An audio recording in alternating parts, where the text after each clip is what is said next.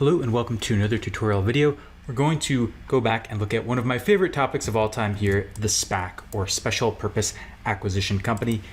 We covered this in a video that was released about a year and a half ago, where I made the point that suddenly you had all these random celebrities and sports stars and politicians and former politicians and wannabe Warren Buffetts popping up and offering SPACs to the public, promoting them and trying to get investors to buy into the shares that they were offering. Now, the initial video about SPACs from around 18 months ago attracted a fair amount of controversy, attention, and criticism, especially for this channel.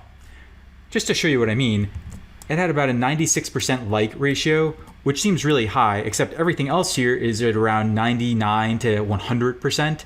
So this one definitely stood out for being more controversial than the average video. I later followed up with an article that expanded on a few points there. But now that some time has passed, I want to look back on everything and see how SPACs have performed, how my predictions have held up, and do a bit more of a proper comparison with IPOs. The short answer here is that SPACs do offer advantages over traditional IPOs for companies that want to go public in certain situations. But I still think they're not a good deal for investors, especially not for retail investors, unless you're just in it to speculate and you just want to aim for quick flips where you buy a company, it announces a deal, and then you immediately sell your shares and you don't hold it for the long term.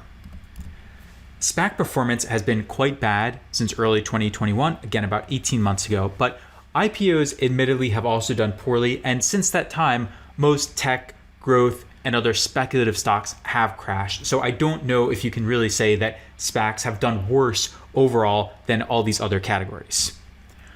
So I want to go through this and update and clarify these and other points, and then do more of a proper comparison between SPACs and IPOs using this Excel file where we have a SPAC model and then an IPO model. It's similar to the previous tutorial in this channel on IPO models, but I think this version of the model is a bit easier to understand. It is more streamlined, and I think it makes a little bit more sense intuitively. We'll go through all that and then do a side-by-side comparison between SPACs and IPOs at the end, and go through a few things that we didn't emphasize or point out last time around. This is a longer video as usual, and if you want to skip around directly, I'm going to go through the timestamps right now. We're going to start with a recap of how SPACs work and go through the state of the market. Then we'll get into SPAC versus IPO performance, and I'll show you data over different time frames for that. Then we will look at SPACs versus IPOs in Excel. We touched on this last time, but I think there were a few important points that were not emphasized or maybe not mentioned at all. Then we will go through SPACs for the retail investor and some good reasons to buy them, and then some reasons why you might want to avoid them depending on your goals. And then finally, we'll conclude with what may happen next and how the SEC and other government regulatory organizations might change the rules of SPACs and how they operate. Let's go to the recap and the state of the market first. The first step in any SPAC is that a sponsor, usually backed by some type of celebrity or wealthy individual or business person, CEO, former CEO, someone like that forms. And then you have the public investors, and then there is the SPAC, which is essentially just a holding company at this point. The SPAC sponsor purchases warrants and puts in minimal capital in exchange for 20% of the SPAC. And then the public market investors buy shares at $10 each. They might buy warrants as well. And they're doing this because the shell company, the holding company, promises to make an acquisition eventually. These public investors get 80% of the SPAC. Once this happens, the SPAC gets cash proceeds similar to what happens in an IPO. If you go to the Excel file here, you can see this in action. This company raises about $200 million of capital in this initial step of the IPO of this blank holding company. And essentially what happens is that the sponsor gets about $50 million worth of shares, but they contribute only about $5 million of cash to buy these warrants. There is an upfront underwriting fee and then a deferred underwriting fee. So the total isn't necessarily that much different than in an IPO. It's just that the fees are spread out over additional steps. And overall, the SPAC shareholders here come away with owning about 80% of this entity in step one of the process. That's step one. Let's go to step two, the acquisition, also known as the de-SPAC. So here, the SPAC identifies a target company and it negotiates a deal where the target company becomes the majority owner, so it's a reverse merger. The SPAC shareholders vote on the deal. If they don't like it, they can redeem their shares before the deal closes. If the deal is approved, the target company merges into the SPAC and becomes public, and the SPAC's cash goes to the company's balance sheet, just like in a traditional IPO, so the company can use it. Another investor at this stage might also put money into the post-merger SPAC in the form of a PIPE, a private investment in public equity, so its cash increases even more. This PIPE investment is a little bit like the over-allotment option in an IPO if there's especially high demand for the company's shares. So here's step 2 in Excel. We can see that this company initially raised about $200 million in the IPO, but it's going to acquire this other company that is worth more like $2.5 to $2.6 billion. So they can use some of their cash to purchase the target. They also have a PIPE investment here for about $87 or $88 million, but then they have to issue a huge number of shares because this is obviously not enough to pay for a company that's worth 10 times this amount. So they end up issuing about 233 million worth of shares, and as a result, the target company ends up with 87% of the ownership here. The SPAC shareholders are down to around 7 or 8%. The sponsor holds around 2%, and the PIPE investors have around 3.3%. And if you factor in the warrants, the numbers change slightly, but that's the basic idea here. So in short, at this point, we have the SPAC sponsor, we have the real company, the public investors, and the other investors who contributed the PIPE. We have the SPAC. The SPAC sponsor owns well under 20% of this. The real company owns the majority, usually significantly more than 50% of the SPAC. The public market investors own well under 50%, and then the PIPE investors own even less than that. It might be something under 10% of the SPAC via this private investment in public equity. So why would a company go public via a SPAC instead of an IPO? One advantage is speed. It's often much faster than the typical IPO process. It might take a few months rather than a year or more. Another advantage is the reduced regulatory burden. The SEC or other government regulatory body doesn't have to approve the acquired company's financials, their disclosures, their controls, and the company that goes public is empty, so the SEC doesn't really take a close look at what they're doing because there's nothing there. There's also no pricing discount. Traditionally, in an IPO, when a company goes public, it has to offer a pricing discount, often between 10 and 20%. So they let these early investors buy in and buy their shares at this discount to compensate them for the risk of buying in early before the company is publicly traded. This doesn't exist in quite the same way in a SPAC deal and a reverse merger like this, so this is also arguably an advantage. But there are quite a few disadvantages as well. For example, SPACs tend to result in greater dilution than IPOs because of the sponsor promote, the fact that the sponsors get the 20% of the initial shares for free or at a very big discount. They're not necessarily cheaper if you look at the fees in an IPO versus SPAC. Investors often view companies that have gone public via SPACs as lower quality, and as you'll see, the performance over time of these de-SPACs is quite mixed and is usually the same as or worse than IPO performance. So that's a quick recap of how SPACs work. Let's take a look at the state of the SPAC market now. The short answer here, and I'm pulling these charts from Bloomberg Law, is that issuance has really fallen off a cliff since the 2020 to 2021 period. If we just look at these charts, we can see a massive increase toward the end of 2020 and the first part of 2021, and it fell, but it wasn't really that much of a drop compared to 2020, even later in the year. But then going into 2022, as seemingly everything was crashing in Q1 and Q2, issuance really fell off a steep cliff there.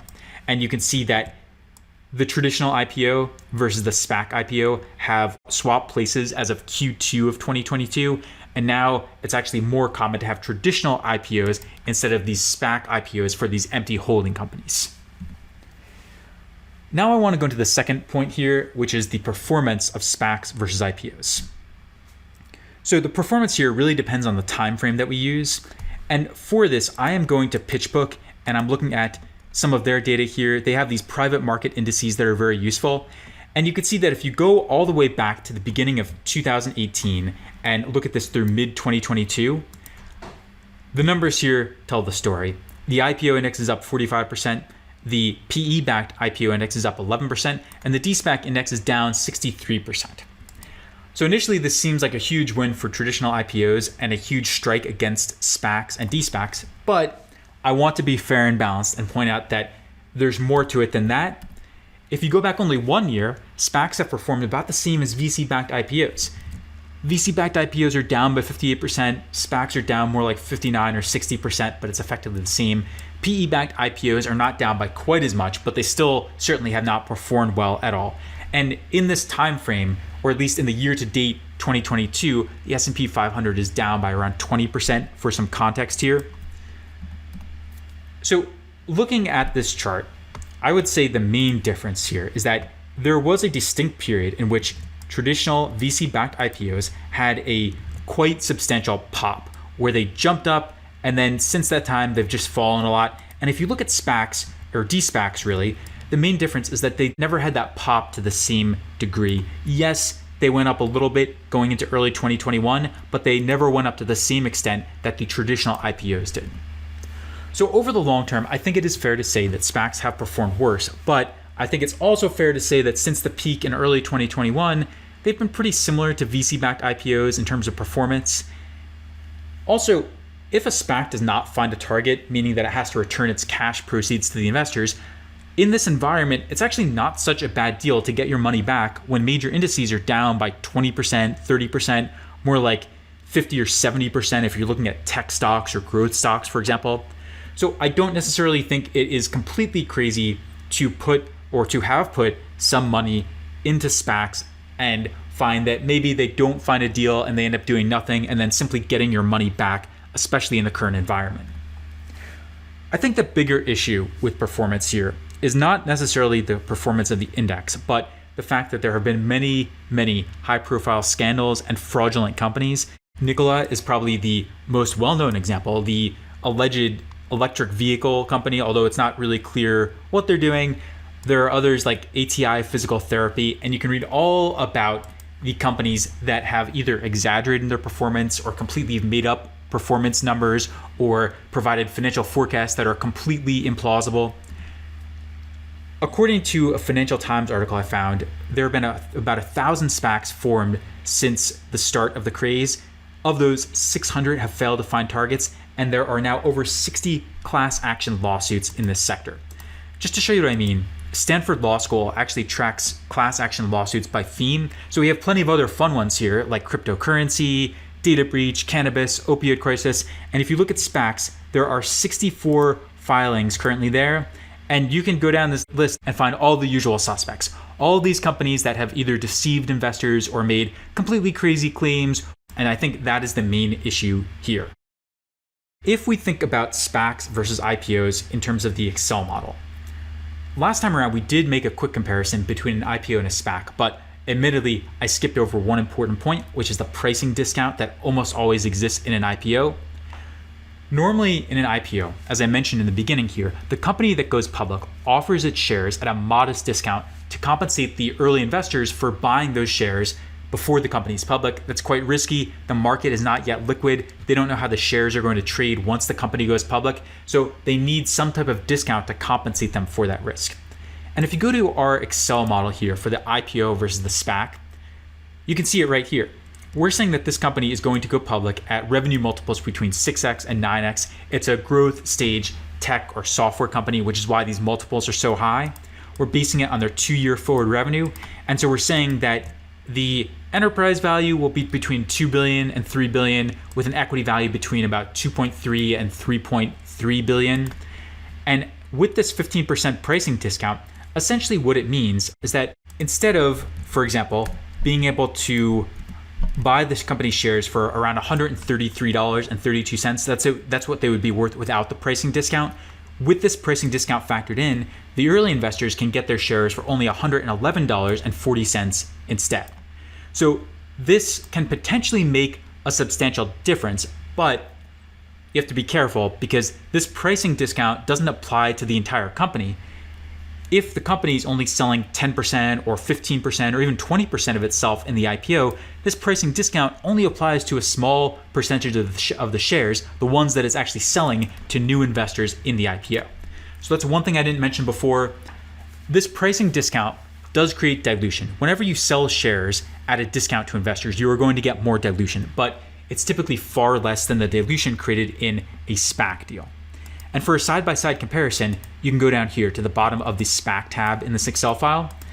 And I think this lays it out pretty well. In both the SPAC and IPO deal here, the company gets just under $300 million in cash proceeds. The transaction fees are about the same, around $20 million in each case. It's just that in the SPAC, they're spread out over multiple steps. The key difference is that there is no IPO pricing discount in the SPAC, but in the IPO, we also don't have the sponsor promote or the PIPE investors. So you're looking at one source of dilution versus another source of dilution. And although this IPO pricing discount may seem like a huge item at around $430 million, remember, it only applies to around 10 to 15% of the company's shares because that's all this company is selling in the IPO.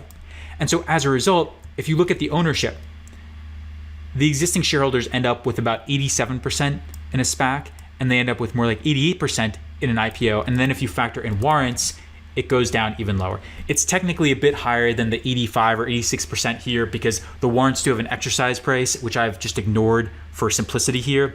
But it is clearly going to be at least a few percentage points lower than the 88% that the existing shareholders get in a traditional IPO. So this is a more realistic way of looking at it. As I say here, the pricing discount applies to only a small percentage of the company's shares. In a SPAC, equity is granted to the sponsor for almost nothing, or to be more specific, it's often granted at something like a 90% discount, as you saw right up here.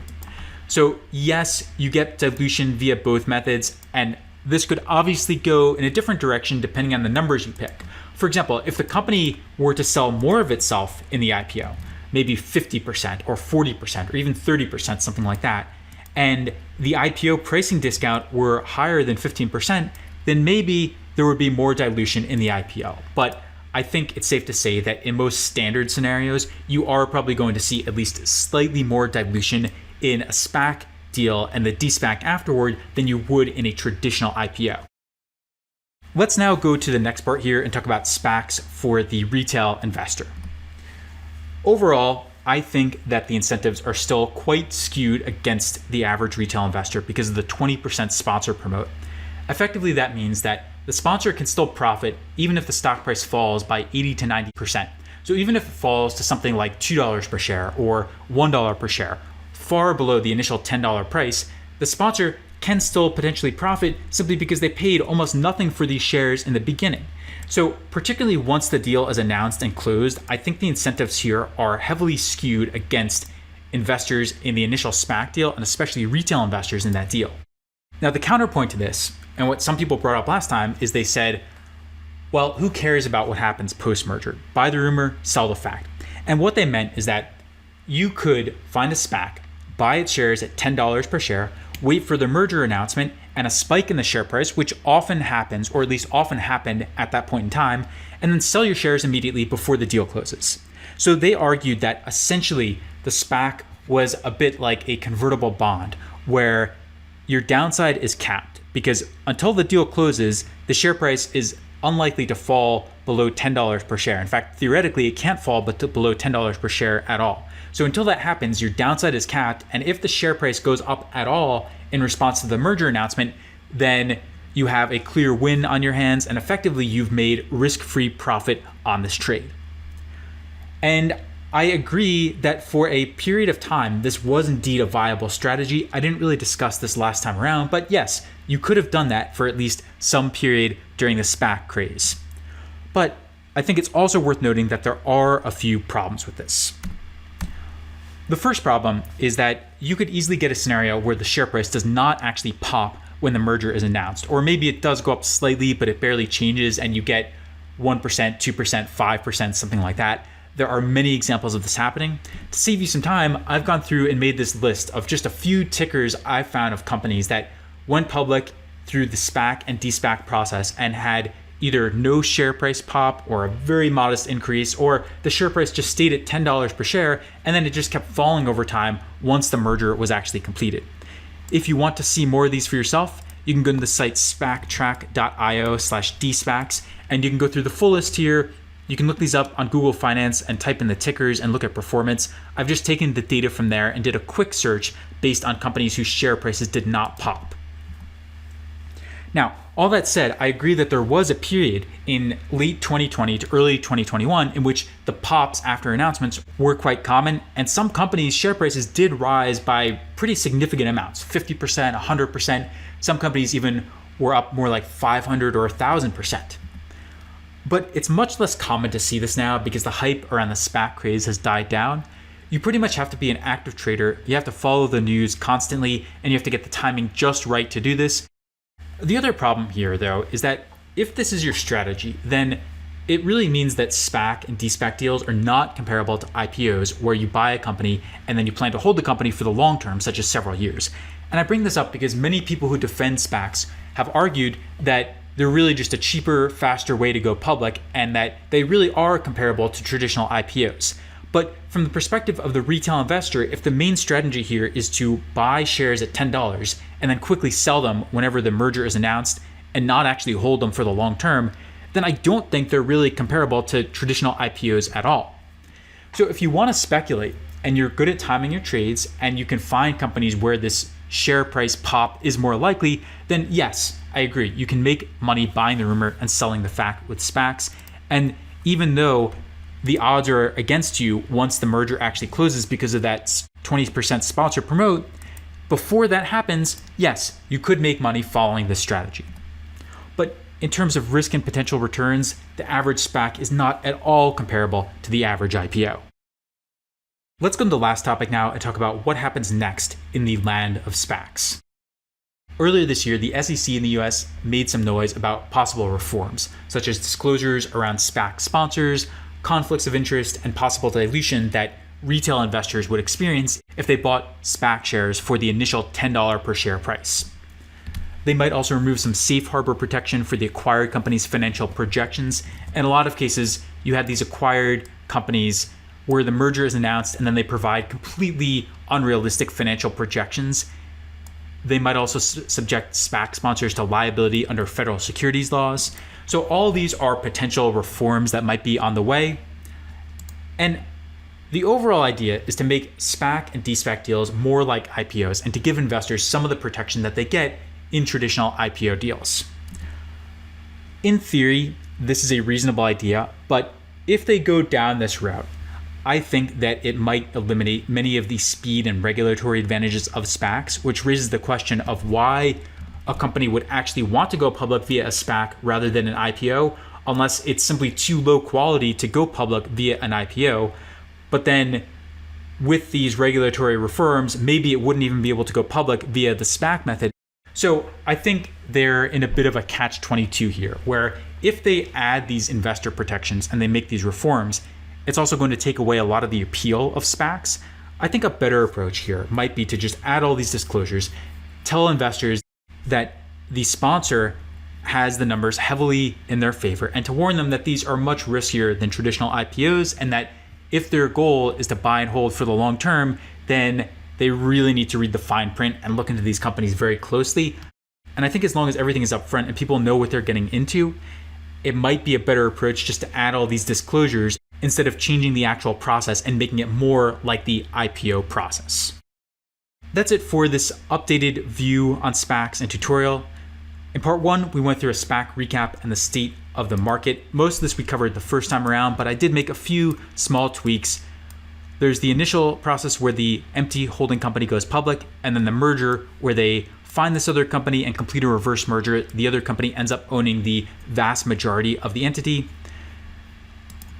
Overall, SPAC issuances have fallen off a cliff since early 2021. In terms of performance, I think it's fair to say that de-SPAC deals, on average, have done about the same or worse than IPOs, sometimes much worse than IPOs, depending on the time frame that you look at. In terms of the Excel difference, here it really comes down to the fact that there is no pricing discount in a traditional way in a SPAC, but then there's also no sponsor promote or pipe investors or other sources of dilution like that in an IPO. On average, when you look at reasonable market numbers here, there tends to be more dilution in SPAC deals than there is in IPOs, but this could go either way, and admittedly, it's not necessarily a huge difference. And then we talked about SPACs for the retail investor, and I agree there are some ways to use these to make money. If you want to follow that strategy of buying the rumor and selling the fact, then yes, potentially you could do this, but I don't think that most companies going public via SPACs are at all comparable to the average company going public in an IPO. And then finally, we discussed briefly some upcoming possible changes. The SEC is cracking down. They will probably add more disclosure requirements. They'll change some of the legal liabilities around SPACs, and we'll see what happens with the overall process. I don't think there is really a clear or simple solution here, because if they make it much more intensive and more like the IPO process, SPACs will fall even more out of favor and they'll lose the few advantages that they actually have over traditional IPOs. That's it for this lesson. I hope you got something out of it and have a more in-depth understanding of SPACs and IPOs now, and why a company might choose one or the other, and then also what some of the advantages and disadvantages are for individual investors.